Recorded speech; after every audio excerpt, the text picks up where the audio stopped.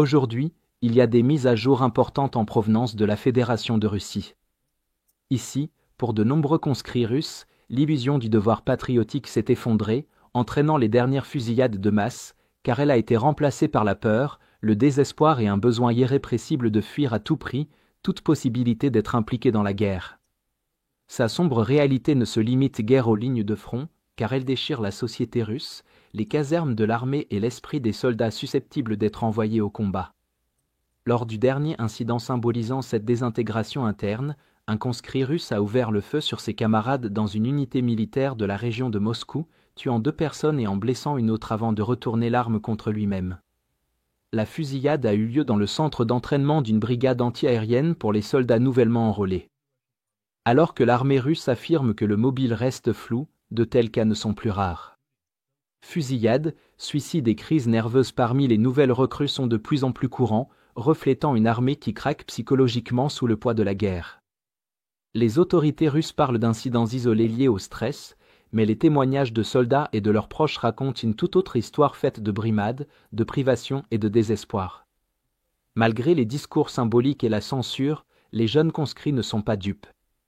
Ils voient les images du front, apprennent des soldats de retour et savent ce qui les attend en Ukraine. Beaucoup tentent de fuir, mais de nouvelles lois sévères criminalisent même les recherches en ligne d'informations jugées extrémistes, une étiquette qui inclut commodément toute critique de la guerre. Ceux qui finissent par être déployés font souvent face à des conditions difficiles, avec des pénuries d'équipements qui atteignent des niveaux absurdes.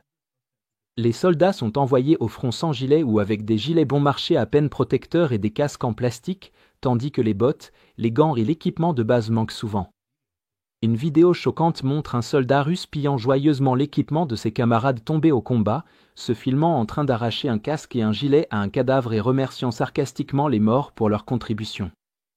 Son cynisme masque le désespoir, il avait été envoyé au combat sans protection et était reconnaissant de la trouver sur les morts.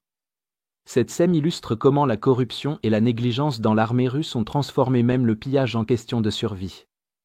Les pénuries vont bien au-delà de l'équipement personnel, comme le montre une vidéo publiée par le 225e régiment d'assaut ukrainien, qui présente des détonateurs allemands datant de la Seconde Guerre mondiale retrouvés dans un dépôt de munitions russes capturées.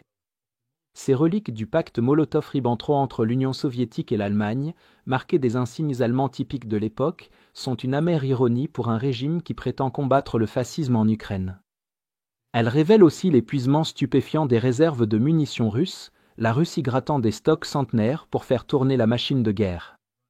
Même les conscrits qui n'ont pas encore été envoyés en Ukraine ressentent déjà le danger. Officiellement, les conscrits russes ne peuvent pas être déployés en zone de combat active, mais cette règle a été discrètement contournée et violée. Des milliers d'entre eux sont stationnés dans les régions frontalières, à Belgorod, Briansk et Koursk, où ils subissent presque quotidiennement des tirs de drones et d'artillerie des forces ukrainiennes. La crainte d'une nouvelle incursion ukrainienne, comme celle survenue à Koursk l'été dernier qui a conduit à la capture et à la disparition de centaines de conscrits russes, hante beaucoup d'entre eux. Enfin, un grand nombre de conscrits sont contraints de signer ce qu'on appelle des contrats de volontaires, souvent sous la menace de sanctions et d'intimidation pour le reste de leur service, une simple signature permettant alors à l'armée russe de les envoyer directement au front. Globalement, malgré les efforts du gouvernement russe pour dissimuler l'ampleur du désastre, la vérité commence à filtrer. Des millions de Russes connaissent désormais quelqu'un directement touché, un ami mort, un fils disparu ou un frère blessé. Et avec cette prise de conscience viennent la peur et une rage silencieuse, alors que le mythe d'une époque de héros entretenus par l'État russe s'effondre, remplacé par la sombre réalité de soldats jetés dans un hachoir à viande. Sans perspective d'échapper à la guerre, pour beaucoup de conscrits cela signifie soit tenter désespérément de se blesser ou d'aller en prison chez eux, soit devenir une victime anonyme dans la statistique absurde des gains territoriaux de leurs commandants. Si vous souhaitez explorer d'autres développements clés d'aujourd'hui, que nous n'avons pas pu couvrir dans cette vidéo, assurez-vous de visiter notre carte interactive d'actualité. La carte de base est entièrement gratuite, donc même avec un abonnement gratuit, vous pouvez suivre les mises à jour du front quotidiennement et prévisualiser les dernières nouvelles et les images de combat. Plus important encore, la carte vous permet de voir exactement où se déroulent les événements les plus significatifs, vous donnant un aperçu complet de la situation mondiale en seulement 5 minutes par jour.